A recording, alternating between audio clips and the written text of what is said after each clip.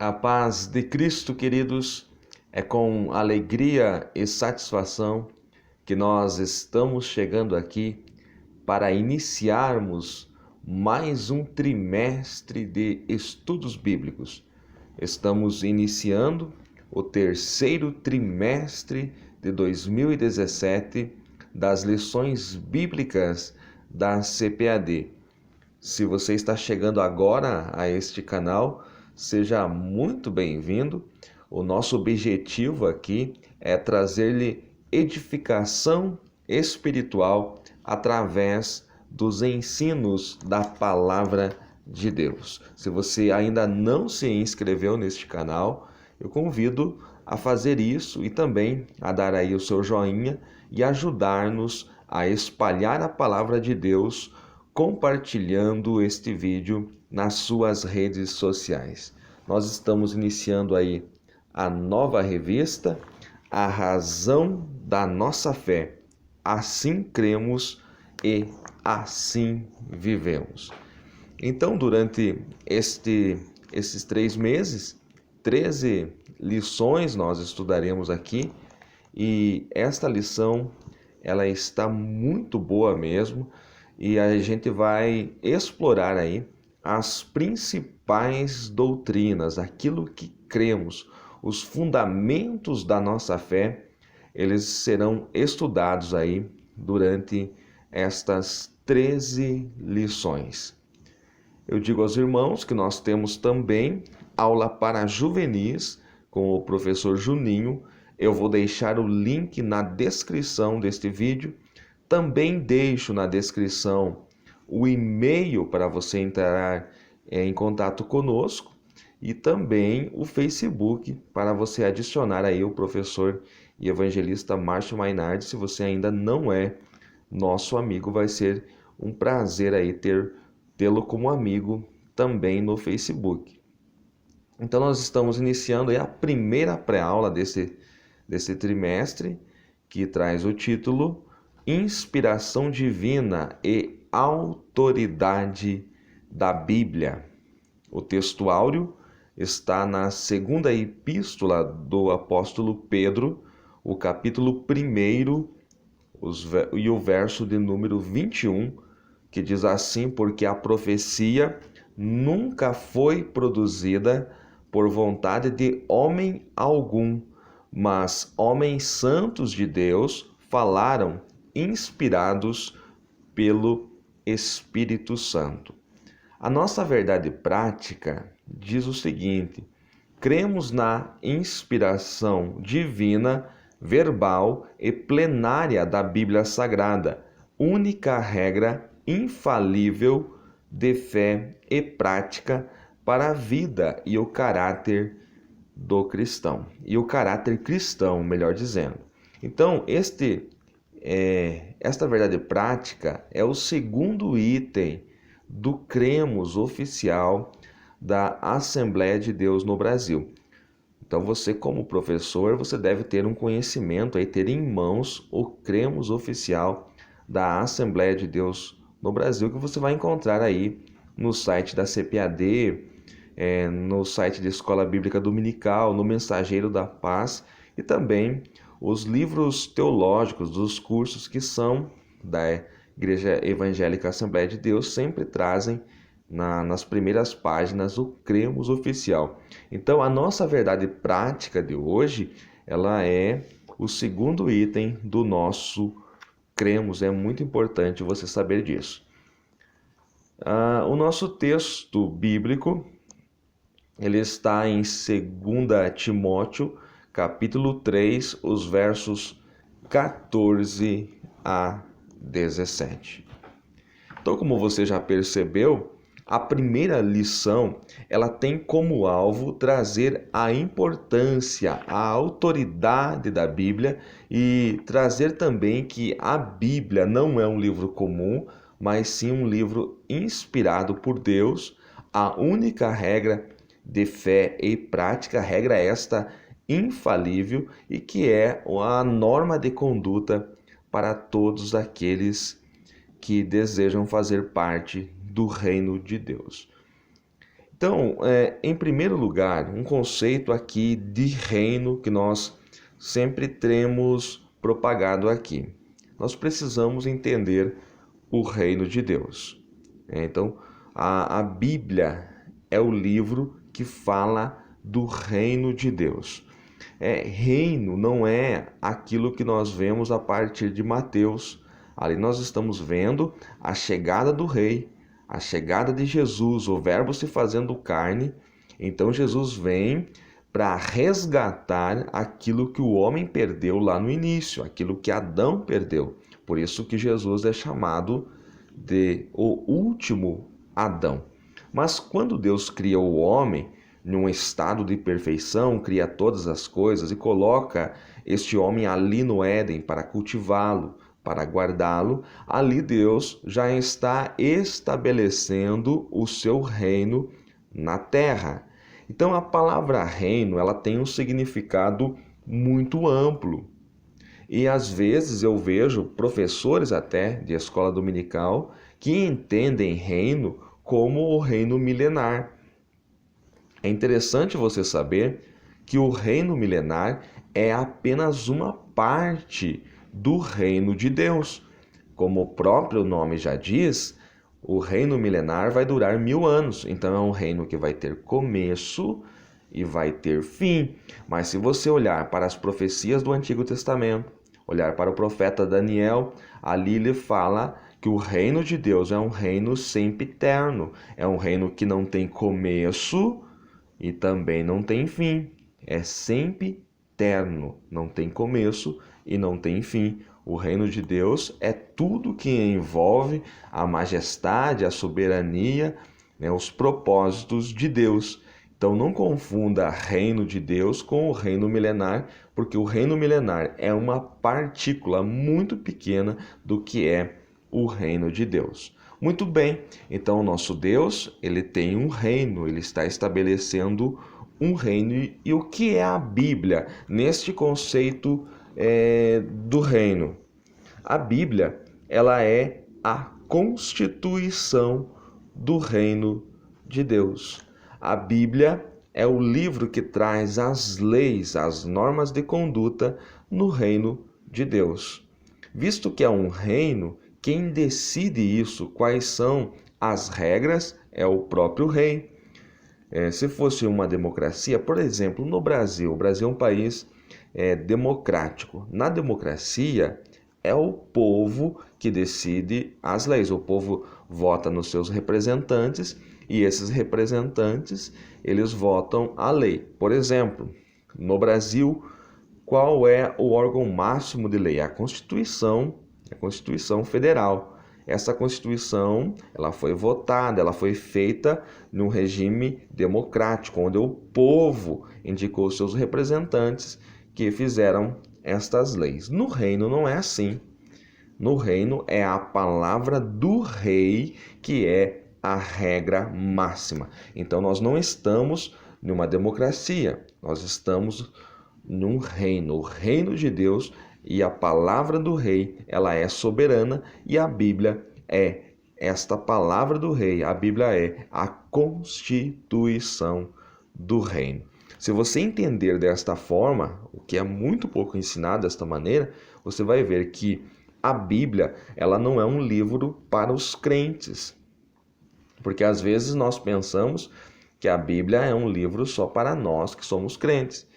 Independente de se crer ou não, as profecias da Bíblia que eram para se cumprir com a chegada de Cristo já se cumpriram. Crendo as pessoas ou não, as profecias futuras que estão registradas na Bíblia, elas se cumprirão. Então a Bíblia, ela não fala de religião, a Bíblia não fala de denominação, jamais. A Bíblia é o livro do reino de Deus, e aquilo que está escrito nela se cumprirá, crendo você ou não, crendo as pessoas ou não, se cumprirá fielmente, porque é a palavra do rei. Então esta parte aí, ela é apenas introdutória, mas se você entender este conceito que eu acabei de te trazer, vai ajudar muito você a ministrar a autoridade da Bíblia, a supremacia da Bíblia como palavra do rei. Muito bem, no nosso texto áureo, que está em 2 Pedro, capítulo 1, verso 21, diz que a profecia nunca foi produzida por vontade de homem algum. A Bíblia é a carta de Deus à humanidade. É uma iniciativa dele. Não é um livro sobre religião, como já falamos. E também não teve um homem ou alguns homens que idealizaram este projeto, que falaram assim: vamos escrever um livro para que todo mundo que resolva seguir esse Deus leia este livro e veja as normas. Não, a iniciativa sempre foi do Senhor. Então a Bíblia é uma carta do rei à humanidade, à sua criação. Então a Bíblia é onde o rei, que é Deus, se revela aos seus filhos. Muito bem, aqui no texto áureo também diz que foi o Espírito Santo que inspirou. A palavra inspirar, nos originais, ela fala de soprar. Então o Espírito Santo soprou nesses homens que falaram, alguns falaram e outros escreveram. E alguns falaram e escreveram. Foram homens inspirados, soprados pelo Espírito Santo. Então, o Espírito Santo e os homens eram os agentes ativos. Se eu não explicar isto bem, vai dar a entender que estes homens eram meros copistas, que apenas ouviam o que o Espírito Santo estava falando e escreviam. E não é desta maneira, eles também eram agentes ativos. Tanto o Espírito Santo quanto os homens que escreveram eram agentes ativos neste processo da escrita da Bíblia Sagrada. Então a Bíblia foi escrita em um período de 1.600 anos, mais ou menos, por cerca de 40 autores diferentes, em épocas diferentes, em contextos totalmente diferentes. Eles escreveram inspirados pelo Espírito Santo. O primeiro tópico que você tem aí na sua revista, na primeira lição, é revelação e inspiração. E aqui eu trago um conceito importante. Você vai ter a definição de revelação, né, que é Apocalipse, que em grego significa ato e o efeito de tirar o véu que encobre o desconhecido. Então esse é um conceito importante que você tem que destacar aí na sua revista. Mas eu digo aqui que Deus, que é um Deus de amor, ele vai se revelar aos seus filhos. Então o Deus de amor se revela aos seus filhos. E ele já se revelava lá no Éden, quando ele criou Adão e Eva. A Bíblia diz que todos os dias, na viração do dia, ele vinha ter contato, ter relacionamento com o homem.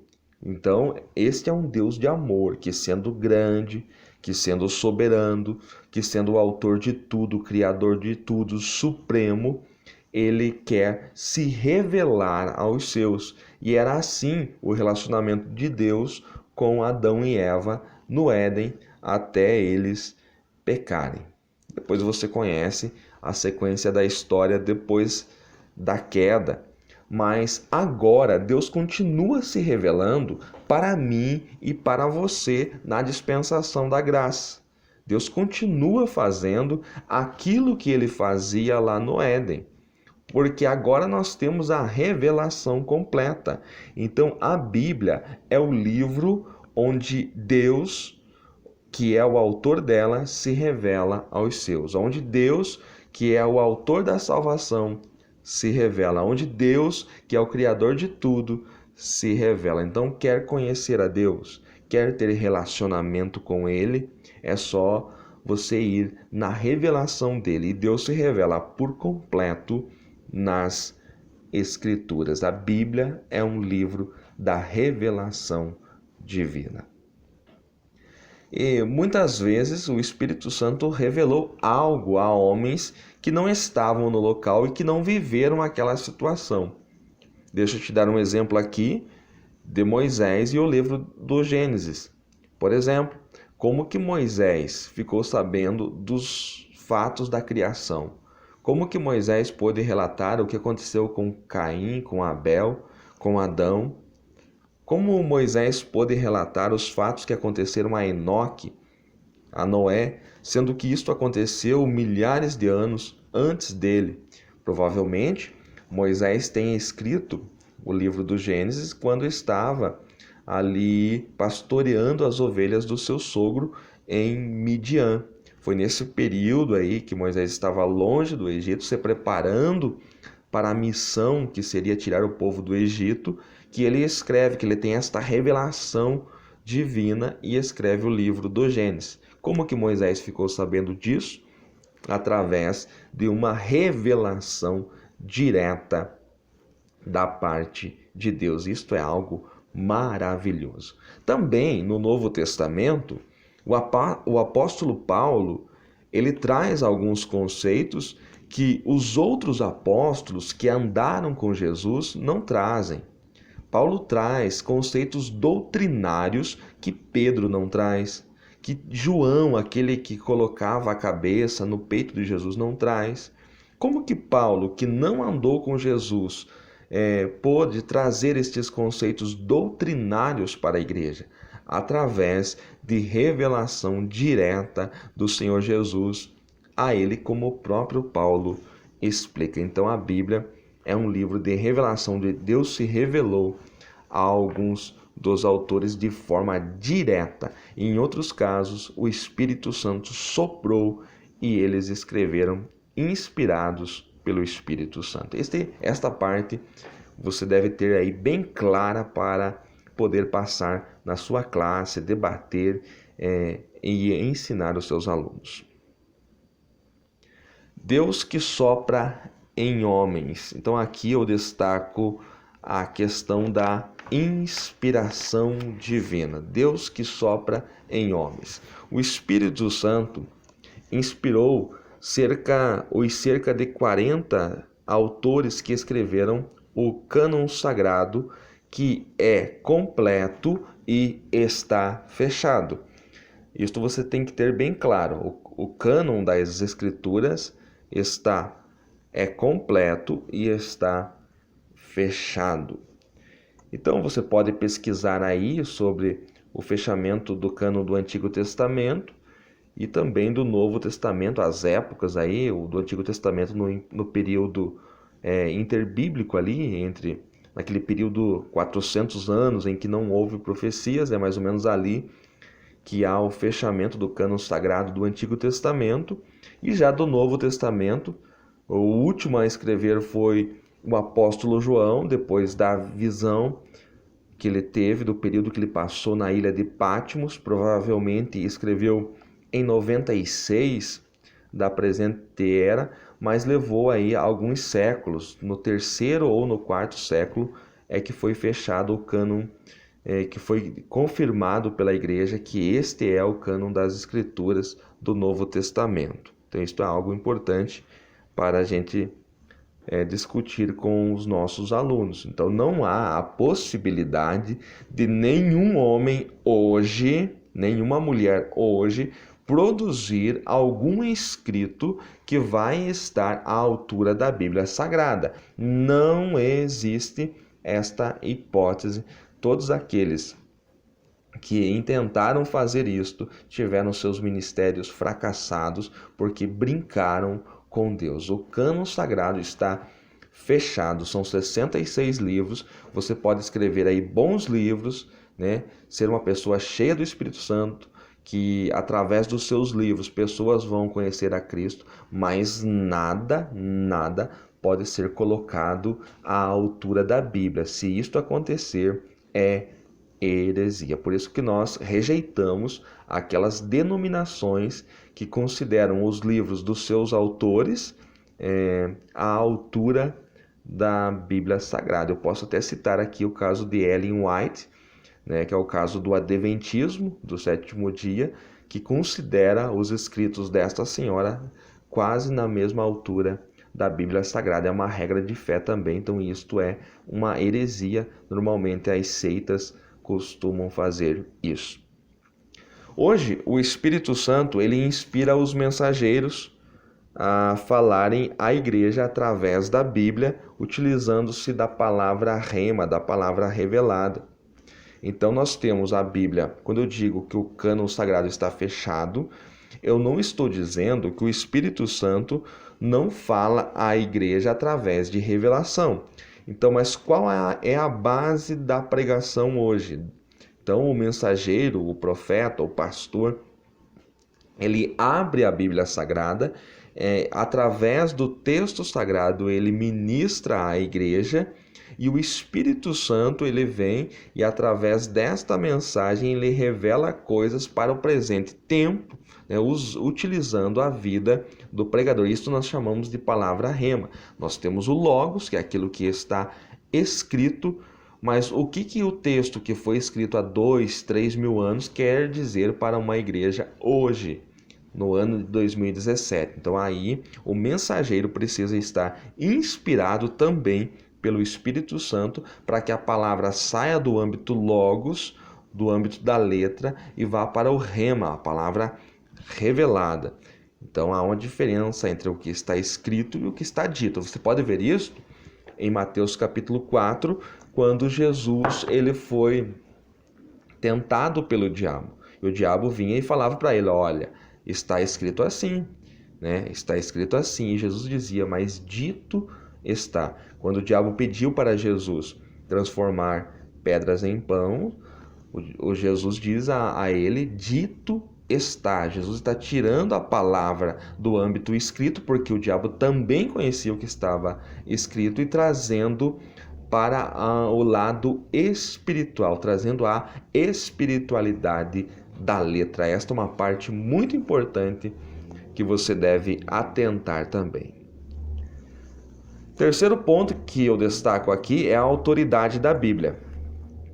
Então, eu estou destacando aqui alguns pontos somente. Primeiro, o Deus de amor que se revela nas Escrituras, o Deus que sopra em homens. Eu estou utilizando aqui não a sequência exata da revista, mas você pode seguir aí da forma que você achar melhor. E o terceiro tópico que eu destaco aqui nos meus inscritos é a autoridade da Bíblia, que você vai encontrar no segundo subtópico, no segundo tópico, o terceiro subtópico. A autoridade da Bíblia é o único livro que fala, abre aspas, assim diz o Senhor Jeová. É o único livro que vai falar isso. Assim diz o Senhor Jeová. E Deus fala. Não há nenhum outro livro em que isto vai acontecer. Não há nenhum outro livro no mundo em que vai abrir aspas e dizer: assim diz o Senhor Jeová. E Jeová vai falar. É só na Bíblia que isto acontece. Outra coisa, é o único livro que o autor está sempre presente.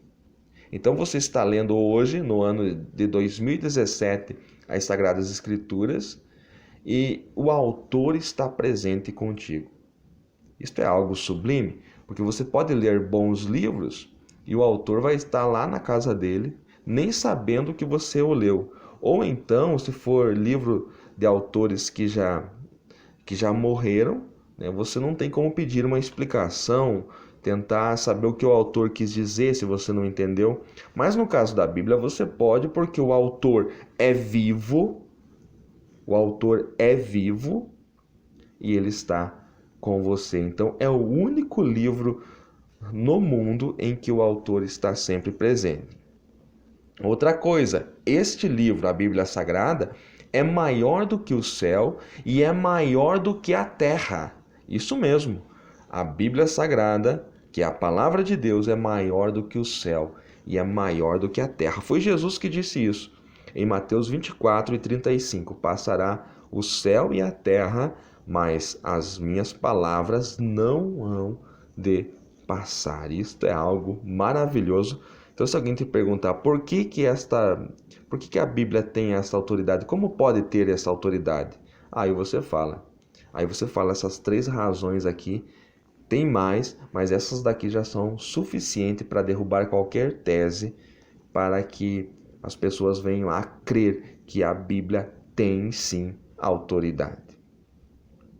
quarto item que eu destaco aqui é a inspiração plena, e o pastor Ezequias, que é o comentarista desta lição, ele explica, né, que é inspiração plena. Não há níveis diferentes de inspiração, ela é um todo. Pode ser Antigo, pode ser Novo Testamento, ela é um todo, não existe um livro mais inspirado do que o outro. Por exemplo, alguns vão dizer, mas lá em Esther não há menção do nome de Deus, então Esther é menos do que os demais livros. Não, de maneira nenhuma. Toda a Bíblia é inspirada, inclusive o livro de Esther, que fala como o povo judeu ele foi poupado, de que maneira ele foi poupado de um plano maligno para exterminar o povo, para exterminar a descendência de onde viria o Messias. Então, Esther, Cantares ou Cântico de Salomão, Eclesiastes de Salomão, que é um livro em que ele parece mais filosófico e poético, né, do que um escrito divino, né, um escrito de Deus, a inspiração de Deus, é um livro inspirado, sim. Então, toda a Bíblia é inspirada, é por isso que nós chamamos de inspiração plena. Temos também a inspiração verbal, o que seria? Cada palavra o Espírito Santo orientou. Deus usou cada homem dentro do seu contexto, cultura e conhecimento. Cada palavra foi inspirada pelo Espírito Santo e o Espírito Santo utilizou-se da maneira como aquele homem vivia, dentro do seu contexto, dentro da sua cultura e dentro do seu conhecimento. Por exemplo, o Espírito Santo usou Pedro para escrever aí 2 epístolas, dentro das suas condições, da maneira que ele vivia. Pedro não poderia ser usado como Paulo, que era um cidadão que era poliglota, que havia estudado aos pés de Gamaliel, que teria condições de ir mais longe, de ir além dos limites da Judéia e Samaria.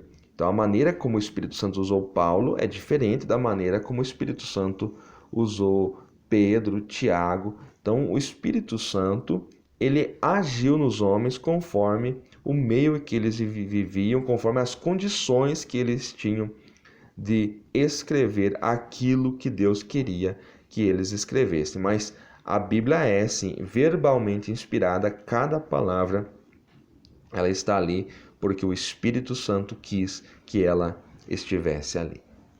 Para encerrar agora, a parte mais importante aí do segundo item do Cremos da Assembleia de Deus no Brasil, que é a nossa verdade prática de hoje, onde fala que a Bíblia é a única regra de fé. Eu vou ler novamente para você, né? Cremos na inspiração divina, verbal e plenária da Bíblia Sagrada, única regra infalível de fé e prática para a vida e o caráter cristão. A Bíblia é perfeita e única também. A igreja deve ser orientada por ela. Agora um detalhe. A igreja no Brasil perdeu a sua essência. A igreja brasileira perdeu o fervor e perdeu principalmente o poder. E aí eu lhes pergunto, por quê? E a resposta está aqui. A palavra de Deus, a Bíblia Sagrada, já não é mais a única regra infalível de fé. Vou repetir. A igreja brasileira vive um momento de marasmo espiritual, de fracasso espiritual, perdendo a sua essência, perdendo o fervor e perdendo, acima de tudo, o poder. Por quê? Porque a Bíblia não é mais a única regra infalível de fé e prática. As tradições, os doutorados, os métodos empresariais, as regras de homens têm substituído a palavra de Deus, que é a Bíblia Sagrada.